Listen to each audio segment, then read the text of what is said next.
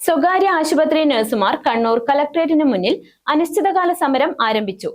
ഒത്തുതീർപ്പ് ചർച്ചകൾ പരാജയപ്പെട്ടതോടെ ജില്ലയിലെ 6 സ്വകാര്യ ആശുപത്രികളിലെ നഴ്സുമാരാണ് ഇന്ത്യൻ നഴ്സസ് അസോസിയേഷന്റെ നേതൃത്വത്തിൽ കളക്ടറേറ്റിന് മുന്നിൽ സമരം ആരംഭിച്ചത്.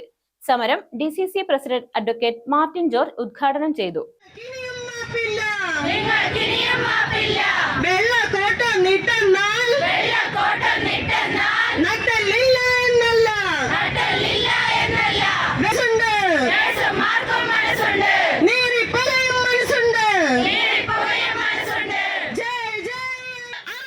പറ്റുന്നത് എന്നുള്ളത് നമുക്കെല്ലാവർക്കും അറിയാം.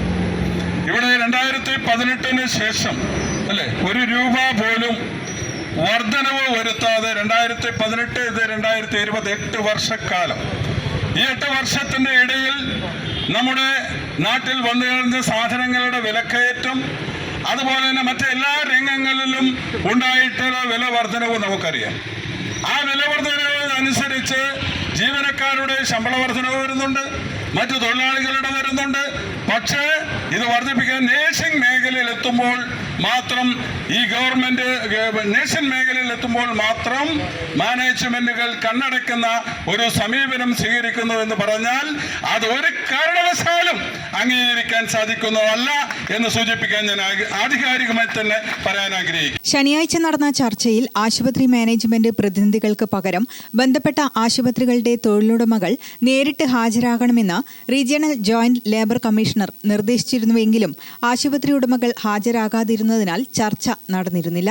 ഇതോടെ സമരം കൂടുതൽ ശക്തിപ്പെടുത്താൻ സംയുക്ത സമര സഹായ സമിതി തീരുമാനിക്കുകയായിരുന്നു. നിലവിൽ ആശുപത്രികൾക്ക് മുന്നിലുള്ള സമരം തുടർന്നു വരികയാണ്. അതേസമയം തൊഴിൽ വകുപ്പ് വിവിധ ആശുപത്രികളിൽ നടത്തിയ പരിശോധനയിൽ തൊഴിൽ നിയമലംഘനങ്ങൾ കണ്ടെത്തി റിപ്പോർട്ട് സമർപ്പിച്ച സാഹചര്യത്തിൽ ബന്ധപ്പെട്ട ആശുപത്രി മാനേജ്മെന്റുകൾക്കെതിരെ സർക്കാർ അടിയന്തരമായി നിയമ നടപടികൾ സ്വീകരിക്കണമെന്ന് സംയുക്ത സമര സഹായ സമിതി ആവശ്യപ്പെട്ടു.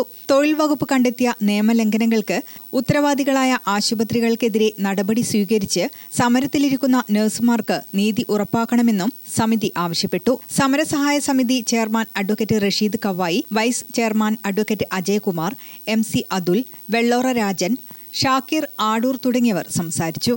ഗ്രാമിക ന്യൂസ്, കണ്ണൂർ.